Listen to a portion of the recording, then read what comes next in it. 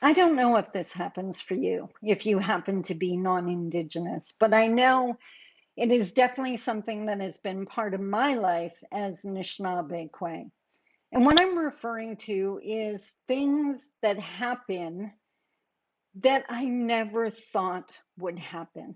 For example, when the official apology took place in the House of Commons, Phil Fontaine was the national chief of the Assembly of First Nations at that time.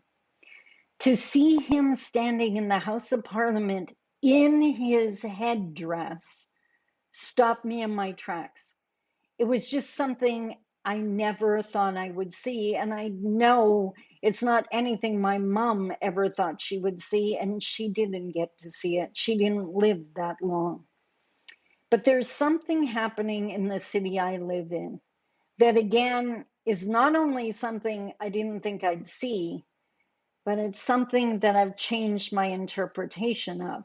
That's what I want to talk to you about today. So let's talk about it.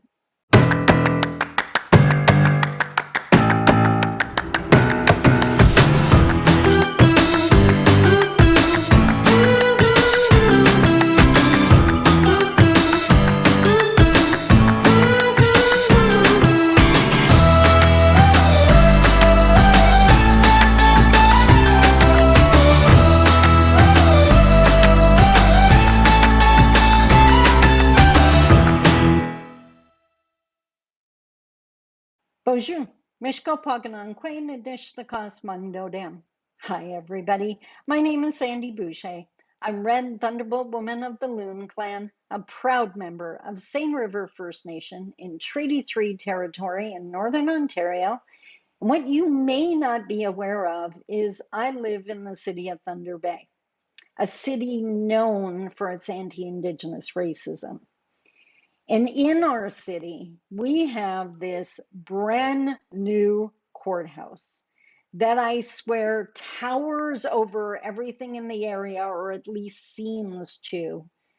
And that has always been unnerving to me because the area of the city it's located in is known for its houseless, impoverished people. And most of those people are Indigenous. So I swear this courthouse is standing there like Big Brother overlooking the neighborhood. But inside that courthouse is a special courtroom. And it's been set aside for the Indigenous Alternative Justice Program, as well as the Indigenous Peoples Court. So I'm going to try to describe this for you, and hopefully you're able to picture it. It's a round room, but it is a courtroom, which means, when they have hearings in there, they need people and they need desks and they need to be able to record it.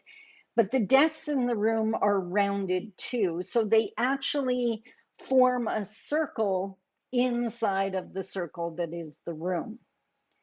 What is even more important is in the very middle, before you get to the desks, there's enough space to hold a healing circle, to have people sit together in a circle in the traditional Anishinaabe way.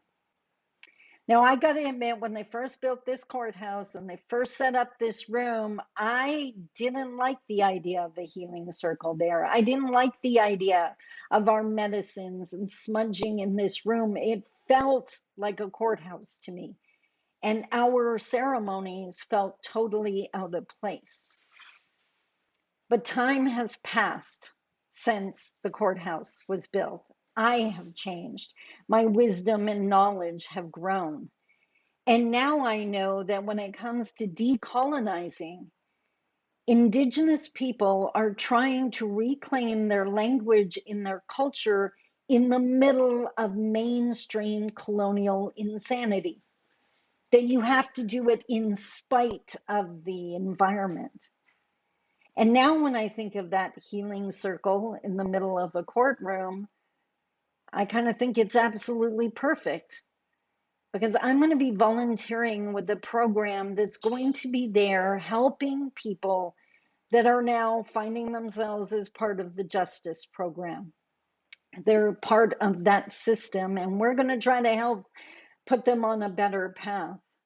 They're going to try to face what they've done in the middle of mainstream colonial insanity. And I now believe that is the absolute perfect place for a healing circle and a smudging ceremony in the midst of the insanity, right where they're at the greatest risk of getting lost. So I hope that picture worked for you. I hope you understand what I was trying to say. And I hope you understand a little bit more the Indigenous challenge every single day. We live in a colonialist society. We live in a society that very much every single day is trying to force us to assimilate. Us being different is often seen as horribly inconvenient for non-Indigenous people. We're not trying to be inconvenient. We're just trying to be who we are. We're just trying to be authentic. And what we need from our allies and our non-Indigenous counterparts is the space and time to do that, even in the middle of mainstream colonial insanity. I hope you enjoyed this week's videos. I'll be back next week with yet another round. Comment below. And as always, please, one, remember to subscribe. Two, if you're not yet at a place where you feel you can speak to these topics, then please help me to do that by sharing these videos. The more people I can reach, the faster we bring this country together. Enjoy your weekend. I love you. Take care. Bye-bye.